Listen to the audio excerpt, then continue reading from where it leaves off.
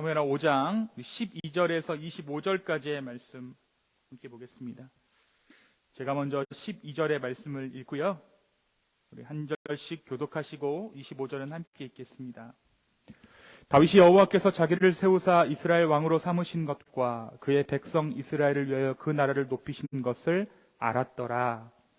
다윗이 헤브론에서 올라온 후에 예루살렘에서 처첩들을 더 두었으므로 아들과 딸들이 또 다윗에게서 나니 예루살렘에서 그에게서 난 자들의 이름은 삼무아와 소밥과 나단과 솔로몬과 이팔과 엘리수아와 네벡과 아비야와 엘리사마와 엘야다와 엘리벨렛이었더라. 이스라엘이 다윗에게 기름을 부어 이스라엘 왕으로 삼았다함을 블레셋 사람들이 듣고 블레셋 사람들이 다윗을 찾으려 다 올라오매 다윗이 듣고 요새로 나가니라.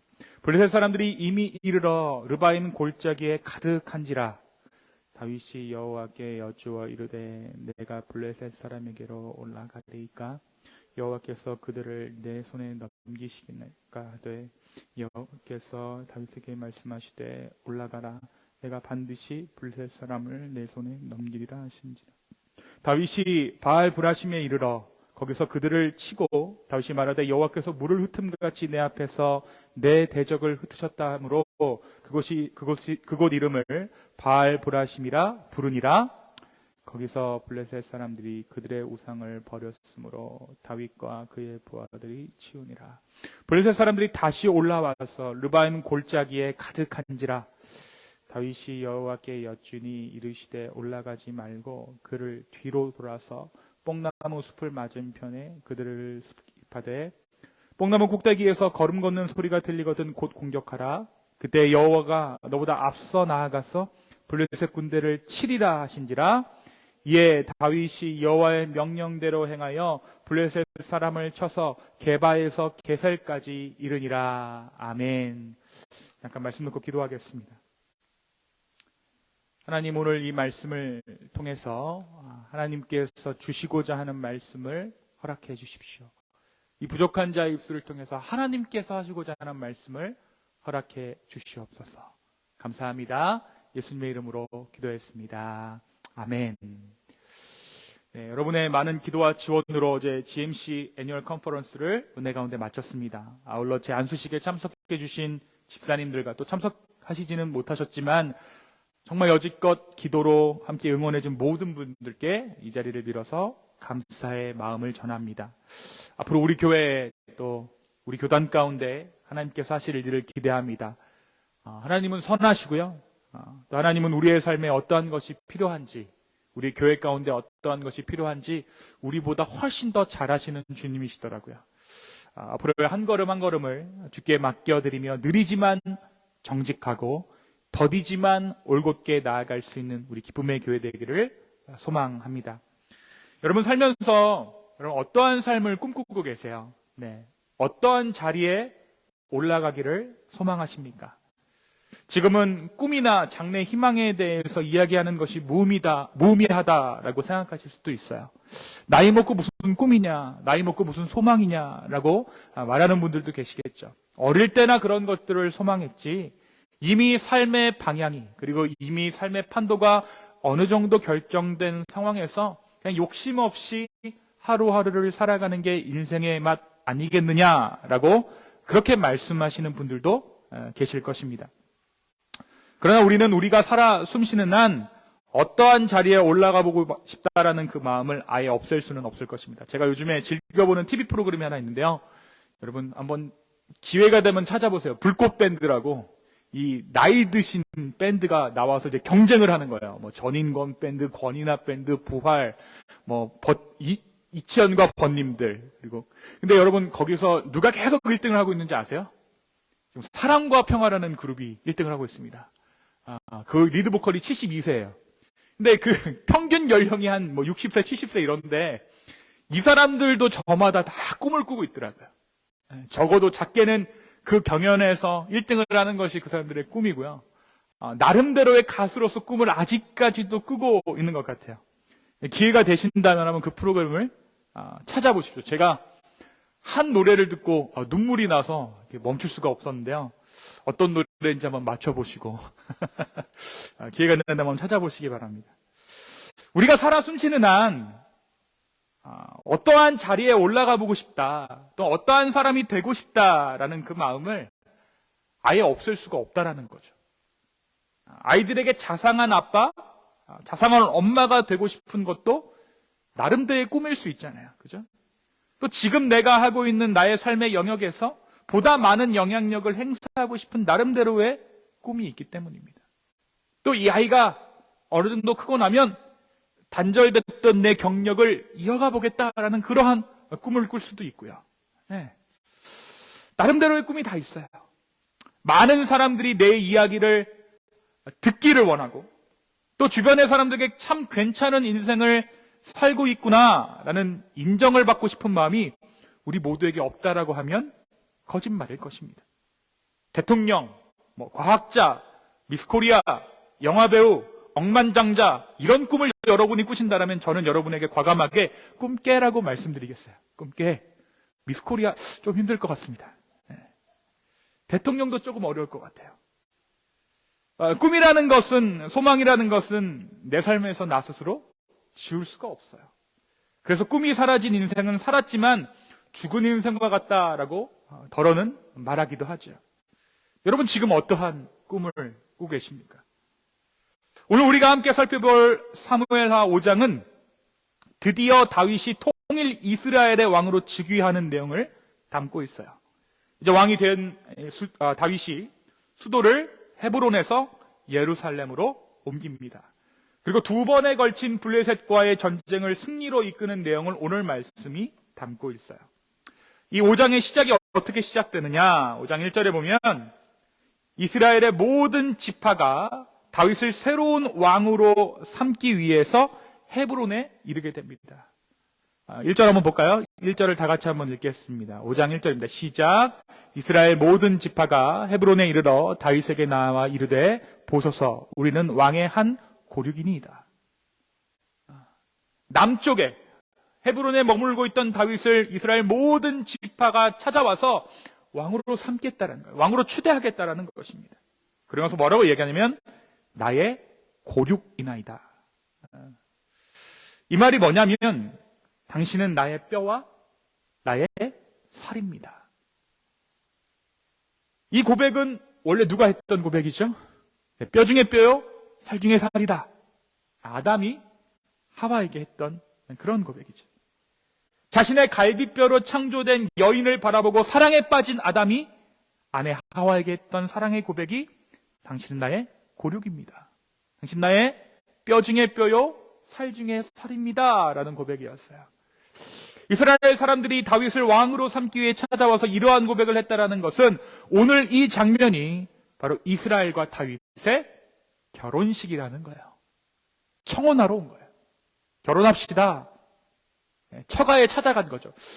여러분 남자분들 결혼하실 때 처음 처가에 찾아가셔서 교제를 허락해 주십시오. 또는 결혼을 허락해 주십시오라는 그 순간 여러분 기억하시나요? 네. 일생일대에 참 많은 것을 결정하는 삶이지만 그 순간만큼 참 떨리는 순간이 없었던 것 같아요. 근데 지금 한번 옆에 보세요. 그렇게 떨려서 데려온 내 아내의 모습을 한번 보시고 그때의 그 마음을 되살리시기 바랍니다. 그렇게 데려온 분들이에요. 그렇죠? 네. 청혼하러 온 거예요. 자신을 그렇게 학대했던 배우자 사울이 죽고 이제 이스라엘과 다윗은 하나님 앞에서 새로운 부부로 가약을 맺게 되는 것이죠. 그들은 지난 과거가 마치 사울의 시대처럼 보이지만 실은 당신 다윗의 시대였고 전쟁에서 이스라엘을 우리를 승리로 이끌어 우리를 구원한 자는 당신입니다라는 고백을 이곳에서 하게 됩니다. 어떻게 보면 이런 거죠. 내가 진짜 사랑했던 것은 사울이 아니라 당신입니다, 다윗. 이렇게 고백을 한 거예요. 그리고 그를 왕으로 추대합니다. 왕으로 기름 부으심을 받은 다윗은 5절을 통해 유다에서의 7년 6개월의 통치 기간과 예루살렘에서의 33년을 절묘하게 대립시키면서 드디어 이스라엘 시대가, 다윗의 이스라엘 시대가 개막되었다라는 것을 우리에게 알려주고 있어요. 그리고 여부수 족속이 차지했던 예루살렘을 새로운 통치의 중심지인 수도로 삼습니다. 근데 여러분, 이 예루살렘을 수도로 삼는 것이 결코 쉬운 일이 아니었습니다. 왜냐하면 예루살렘은 여호수아가 가나안 땅을 정복할 당시에도 그랬듯이 결코 물리치지 못했던 지형적으로 천혜의 요새이자 난공불락의 성읍이기 때문에 그래요. 그러니까 수도를 삼아야 되는데 그 성을 수도 삼기가 어려웠다는 것이죠. 마찬가지로 나중에 이제 다윗이 차지하고 나서, 이스라엘이 이 땅을 차지하고 나서 블레셋이나 아수르가 찾아왔어요. 우리 예레미야서를 통해서 묵상한 게 뭐예요? 예루살렘은 안전하다라고 말하죠. 왜? 천연 요새이기 때문에. 마찬가지로 처음에 다윗이 이 땅을 차지하는 것도 쉽지 않았다라는 것이죠. 그런데 다윗은 이스라엘의 왕으로서 길게 뻗어 있는 이스라엘 땅의 한 가운데이자 남쪽으로는 유다와 북쪽으로는 이스라엘이 내려다 보이는 그 어디에도 치우치지 않는 위치에 다윗성을 세우고 그 성을 하나님께 헌납합니다. 그렇게 첫 번째 전쟁에서 승리한 다윗은 그곳에서 하나님의 형통의 복을 누려요. 그리고 13절에서 16절이 기록하고 있는 다윗 가문의 숫자가 늘어났다라는 것을 보여주고 있죠. 이 족보가 그것을 처첩이 늘어났고 자식들이 늘어났다라고 말씀이 기록하고 있어요. 우리나라 옛날 얘기에서도 결혼하고 아들 딸 낳고 오손도손 잘 살았다라는 것이 어떤 레토릭처럼 해피엔딩의 대명사듯이 말씀은 다윗의 아들과 딸들의 이름을 언급하면서 다윗의 형통, 다윗의 성공을 보여주고 있는 거죠. 그리고 그 이름들 가운데 누구의 이름이 있습니까? 솔로몬의 이름이 있어요. 그 땅을 정복하고 나서 솔로몬이 태어나게 된 것이죠. 그런데 여러분, 또 한 번의 시련이 찾아옵니다. 이스라엘이 다윗에게 기름을 부어 이스라엘 왕으로 삼았다함을 듣고 블레셋 사람들이 공격해 온 거예요. 다윗은 요새로 은신합니다. 말씀은 까마득한 블레셋 군대가 이미 다윗이 있던 르바임을 포위하고 있었다라고 기록하고 있어요. 그런데 이때 다윗이 어떻게 행합니까? 바로 이때 하나님께 이 상황을 아뢰입니다. 그리고 어떻게 할까요? 라고 하나님께 묻죠. 19절에 보니까 다윗이 여호와께 여쭈어 이르되, 물어봤다라는 거예요. 과연 내가 이 지금 블레셋이 찾아왔는데, 나를 공격하려고 왔는데 진격해 올라가도 괜찮은 상황인지, 하나님께서 이 전쟁의 승리를 나에게 주실 것인지를 먼저 물어봤다라는 거예요. 사람들의 기대가 있던 왕입니다. 이제 왕이 된 지 얼마 되지 않았어요. 전쟁의 명수였던 다윗입니다. 내 능력을 증명해 보이고 싶은 것이 그의 솔직한 욕망이요 욕구였을 거예요. 그런데 다윗이 했던 첫 번째 행동은 물어보는 거예요. 이 급박한 상황에서 하나님께 먼저 행할 바를 물어보죠. 그리고 하나님께서는 이 전쟁이 다윗의 승리로 끝날 것을 말씀해 주십니다. 그리고 말씀처럼 이 첫 번째 전투에서 다윗과 그 군대가 큰 승리를 거둡니다. 그런데 이 블레셋 사람들이 여기서 포기하지 않고 다시 한번 르바임 골짜기를 메웁니다. 왜 이 블레셋이 한 번 대패했으면 됐지 두 번째 공격을 감행했을까요? 이유가 있어요. 21절 한번 볼까요? 21절을 다 같이 한번 읽겠습니다. 시작. 거기서 블레셋 사람들이 그들의 우상을 버렸으므로 다윗과 그의 부들이 치우니라. 블레셋이 다윗을 공격한 것은 단지 다윗을 공격해서 이 땅을 차지하는 것만이 이 전투의 목적이 아니라 뭘 들고 왔었다라는 거예요? 그들이 섬기던 신을 들고 왔다라는 거예요. 그러니까 신의 이름으로 지금 이 땅을 정복하러 온 거예요. 이들이 첫 번째 전투에서 그들의 우상을 버리고 갔다라는 것은 그들이 자기들의 우상을 들고서 이스라엘을 그들의 신의 이름으로 이스라엘을 침략해 들어온 것이죠. 그들은 자신들이 믿었던 그 신의 능력을 의지해서 이스라엘을 그 신들의 땅으로 만들기 위해서 전쟁을 벌인 것입니다. 근데 바로 그 전쟁에서 다윗이 승리했어요. 왜 승리했습니까? 그렇습니다. 블레셋이 우상을 가지고 온 그 전쟁에서 이스라엘의 하나님이 함께 하셨기 때문입니다.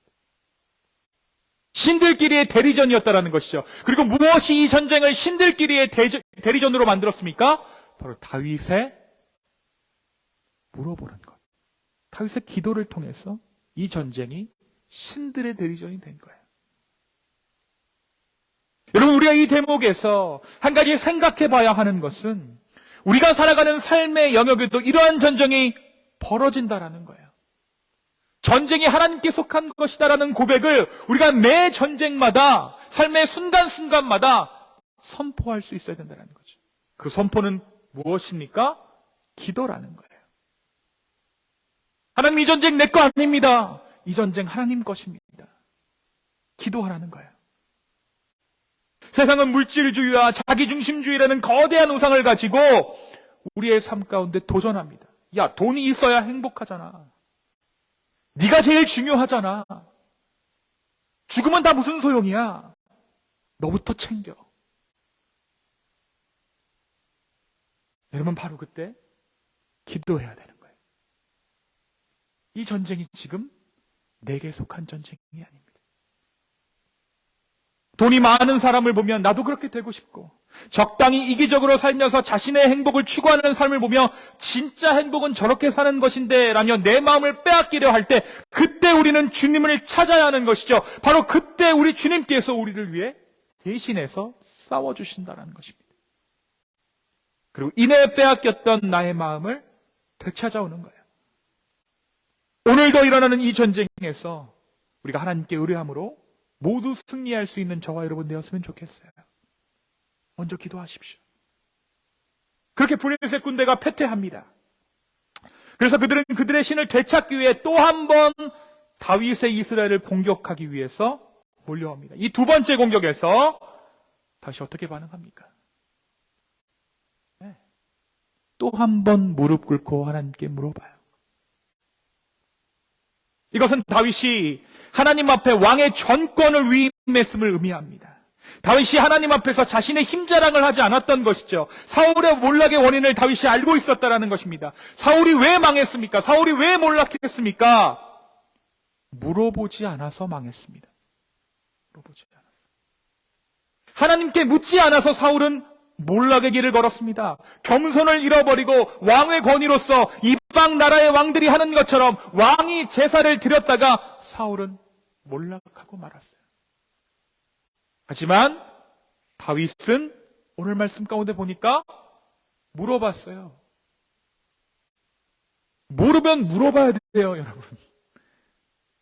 제가 예한이에게 늘 하는 말입니다. 모르면 물어봐. 물어봐요. 두 번째 군대가 몰려왔을 때 다윗은 첫 번째 승리에 취해 있지 않았습니다.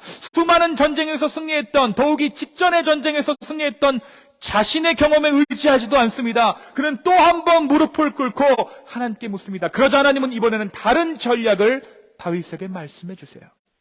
23절과 24절이죠.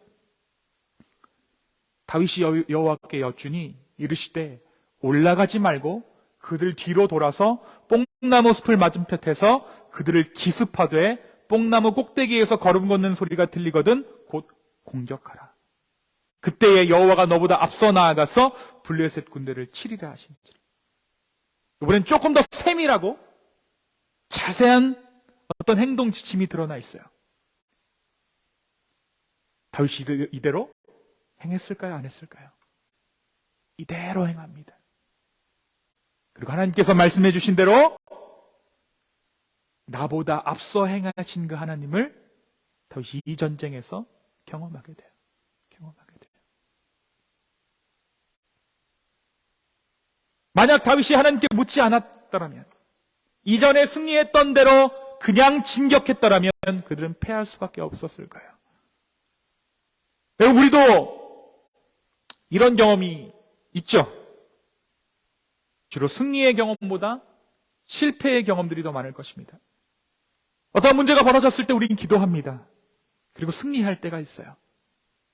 그리고 이후에 비슷한 문제가 벌어지면 우리는 기도하지 않습니다. 그리고 그 경험대로 우리는 일을 진행합니다. 물론 하나님께서 은혜를 주시기 때문에 그 문제 또한 해결될 때도 있지만 그 과정 가운데 우리는 험난한 일들을, 보지 않아도 될 일들을, 겪지 않아도 될 일들을 경험하곤 하죠. 왜 그럴까요?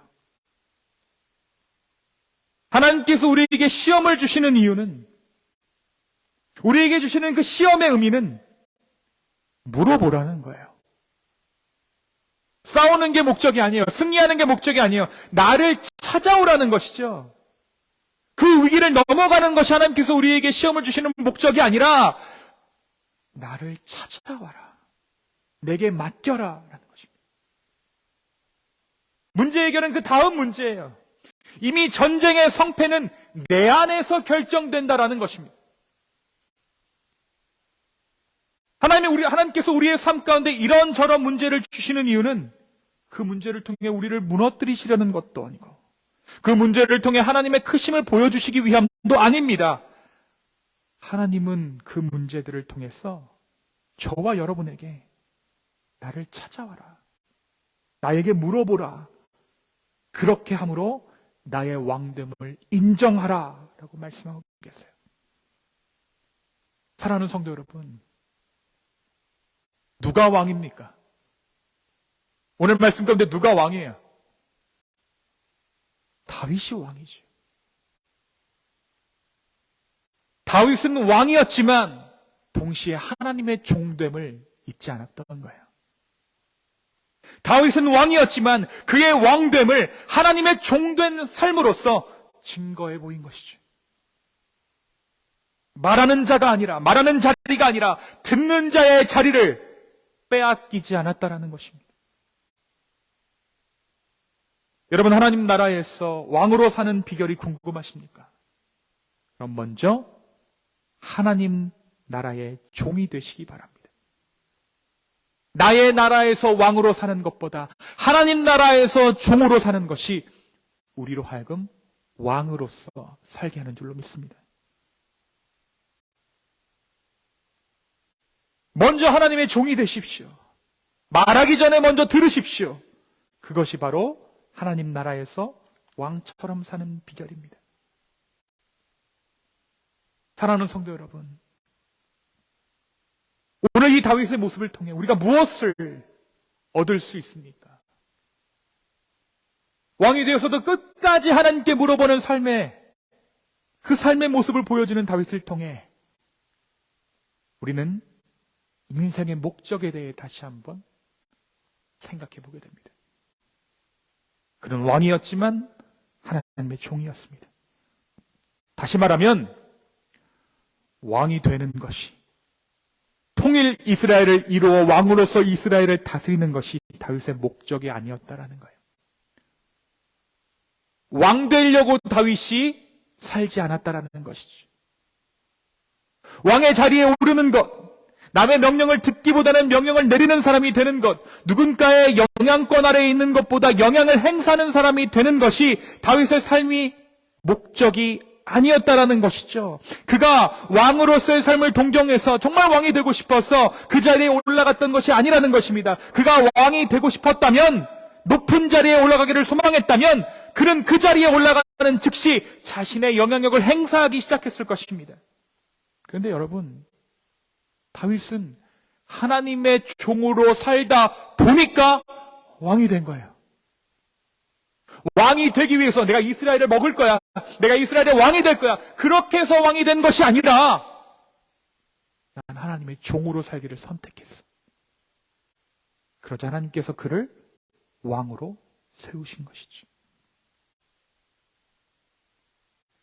여러분, 우리 중 많은 사람들이 인생에서 목표로 했던 것을 이룬 후에 내리막길을 걷게 되는 것을 우리가 보게 됩니다. 왜 그렇습니까? 원하는 것을 손에 넣었지만 그것을 가지고 살 준비가 되어 있지 않기 때문이에요. 왕이 됐지만 왕처럼 살 준비가 되어 있지 않았기 때문입니다. 그래서 왕이 되면 자신이 가진 권력을 행사하다가 그의 인생이 몰락하고 마는 것이죠. 나의 나라에서 왕이 된 것입니다. 내가 다스리는 나의 나라에서 왕이 됐지만 그것은 하나님께서 인정하시지 않는 왕이에요. 오히려 하나님께서는 그 나라를 무너뜨릴 수밖에 없는 것이죠. 사랑하는 성도 여러분, 어떤 자리에 올라가야겠다, 어떠한 삶의 수준에 이르러야겠다 하는 것을 목표로 사는 사람은 반드시 그 자리에 올라가게 됩니다. 올라가요. 그런데 문제는 그런 사람은 결코 그 자리에 오래 머물지 못한다라는 거예요.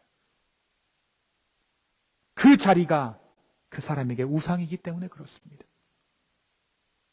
하나님은 그 우상을 기어코 깨뜨리시기 때문에 그래요.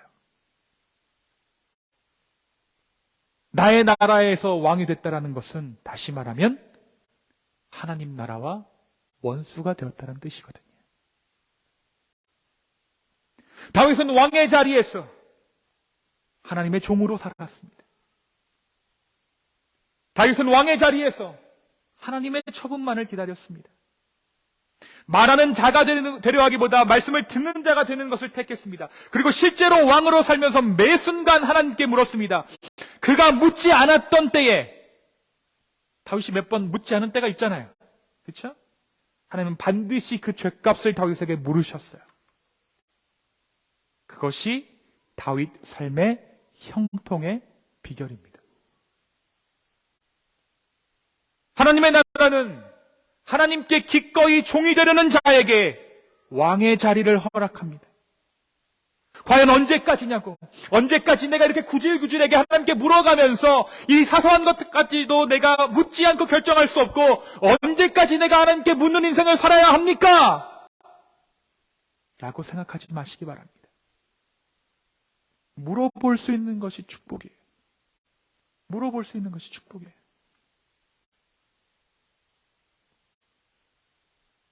물어보지 않고 결정이 되는 순간 우리는 왕이 되겠죠. 그런데 여러분, 아무것도 할 수 없는 왕이에요. 하나님 나라에서 노예로 사는 자에게 하나님 나라의 자유가 임할 줄로 믿습니다. 그 자유는요, 여러분, 세상이 줄 수 없는 자유예요. 하나님 나라의 노예가 세상 사람들, 그 어떤 사람들이 자유하게 사는 것보다 훨씬 더 자유하게 살 수 있는 줄로 믿습니다. 그럼 제가 어제 GMC 목사로서 이제 안수를 받았습니다.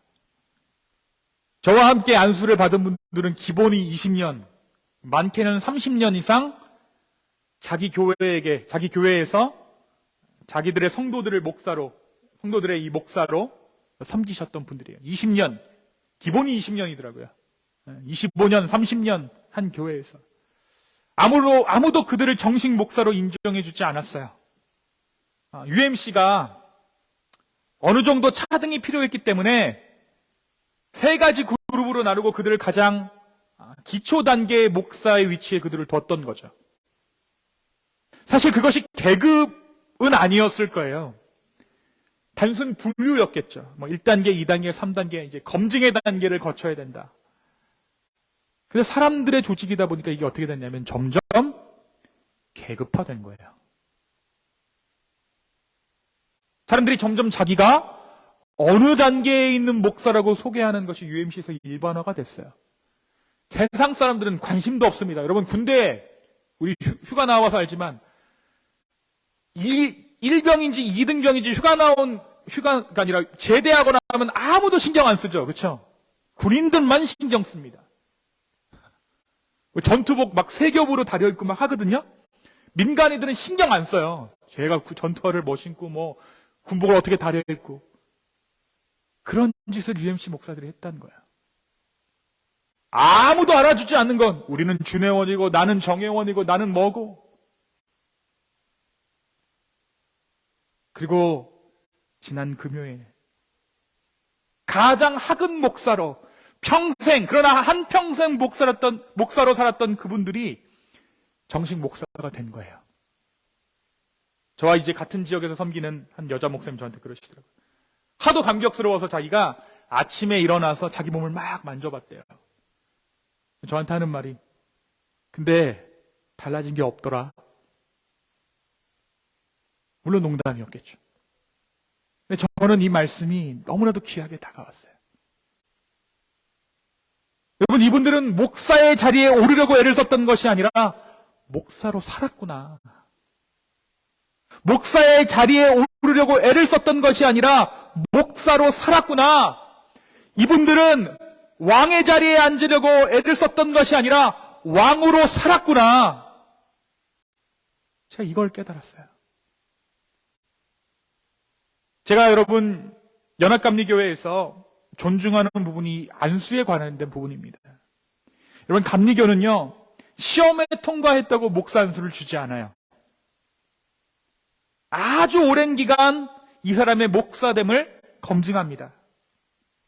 목사라는 타이틀이 중요한 게 아니라 목사로 살고 있느냐가 더 중요하다는 거죠. 그리고 안수 시점에 반드시 섬기는 교회가 있어야 합니다. 그리고 원래 전통은, 그날은 우리가 이제 70명이 목사 안수를 받았기 때문에 그런 세레모니를 못했지만, 목사가 목사의 이 깃발, 자기 교회의 깃발을 들고 입장을 하면 그 뒤에 성도들이 뒤를 쫙 이어서 같이 입장을 하게 돼요. 그게 뭐냐면 우리 공동체가 이 사람을 목사로 삼았습니다라는 거예요. 다시 말하면 하나님의 부르심과 동시에 과연 사람들이 이 사람을 목사로 인정합니까? 라는 사실도 중요하다라는 거죠. 오늘 말씀 여러분 1절에 다윗이 왕 된 거 누가 모릅니까? 기름 부음 받은 거 누가 모릅니까? 근데 진짜 왕으로 등극하는 순간 누가 찾아오죠? 사람들이 찾아와요. 사람들이. 그리고 이 왕을 내가 왕으로 모시겠다라고 선언합니다. 그와 같은 거예요. 목사는 하나님이 만드시기도 하지만, 하나님이 부르시기도 하지만 공동체가 만들어준다. 그것이 감리교회의 전통이에요. 여러분, 왕으로 살기를 소망하십니까? 그렇다면 먼저 왕의 삶을 사시기 바랍니다. 여러분, 천국의 삶을 소망하십니까? 그럼 먼저 천국의 삶을 사시기 바랍니다. 왕이 되고자 원하시는 분들은 왕의 삶을 사십시오. 그 왕의 삶이란 다름 아닌 하나님의 종으로 사는 것입니다. 하나님의 종으로 살 때 우리는 세상의 자유가 아닌 하나님께서 주시는 자유를 누리게 될 것입니다. 내 자유를 속박하고 내 자유를 포기하고 하나님의 자유를 구하는 자들, 나의 왕국에서 왕이 되기보다 하나님 나라에서 종이 되기 원하는 자들, 바로 우리가 그러한 삶을 살아낼 수 있기를 예수님의 이름으로 축원합니다. 바로 그때 나를 제한하면 제한하는 만큼 하나님은 비할 수 없는 자유함으로, 비할 수 없는 하나님의 풍성함으로 우리의 삶 가운데 응답해 주실 것입니다. 이 시간 함께 기도하겠습니다.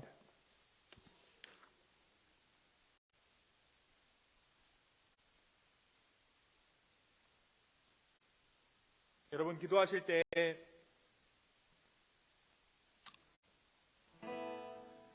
여러분의 마음을 하나님께 좀 드리십시오. 그리고 내 삶 가운데 누가 왕이 되어지고 있나 한번 물어보시기 바랍니다. 그리고 여러분의 삶에 모든 것을 좀 하나님께 드리는 그러한 고백을 주 앞에 드리며 시간 주님께 나아가겠습니다. 함께 기도합시다.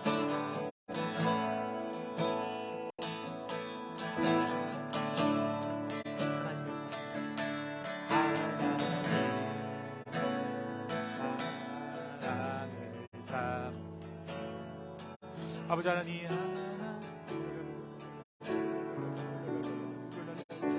아버지 역사해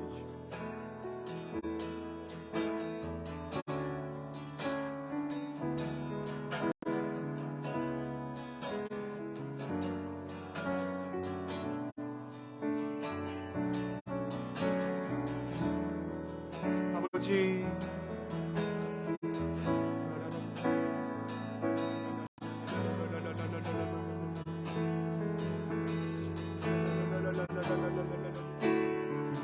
아버지,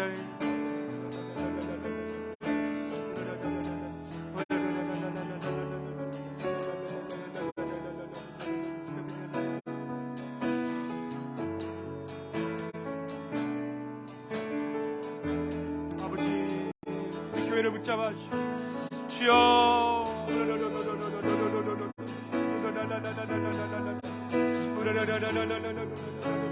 인도하여 주시오. 아버지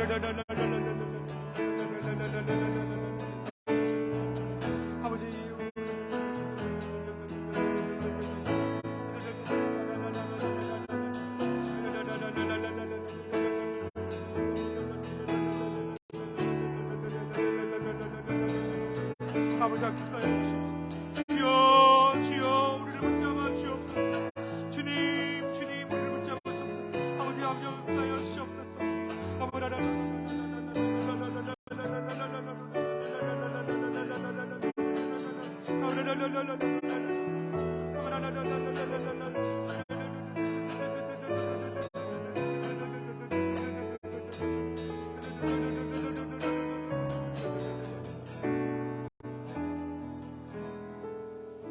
주님, 우리의 삶을 아버지께 맡겨드립니다.